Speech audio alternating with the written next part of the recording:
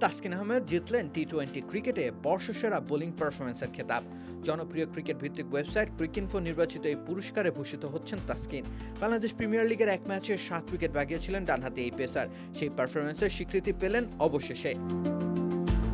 2025 সালের শুরুর দিকে বিপিএল এর এক ম্যাচে ঢাকা ক্যাপিটালসের মুখোমুখি হয়েছিল দুর্বার রাজশাহী। তাসকিন ছিলেন রাজশাহীর জার্সি গায়ে। অভাবনীয় এক পারফরম্যান্স মঞ্চস্থ করেছিলেন তিনি সেবার।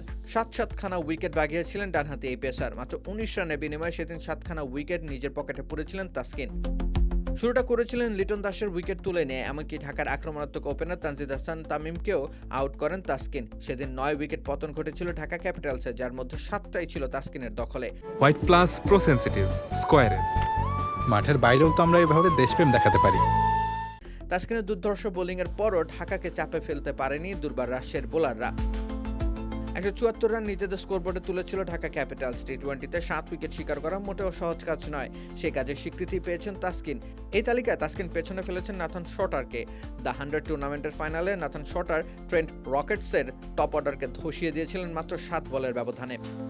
টম ব্যান্টন, জশ বাটলার ও রেহান আহমেদের উইকেট তুলে নিয়ে তিনি ওভাল ইনভিনসিবলকে চ্যাম্পিয়ন বানাতে সহায়তা করেছেন। ইম্প্যাক্টের বিবেচনায় তাসকিন পিছিয়ে ছিলেন বটে, কিন্তু টি-20তে 7 উইকেট শিকার করা ভীষণ বিরল ঘটনা। এমন বিরল দৃষ্টান্ত স্থাপনের কারণেই তাসকিনকে বেছে নিয়েছে ক্রিকইনফো। রাকিব হোসেন রুম্মান, খেলা 71।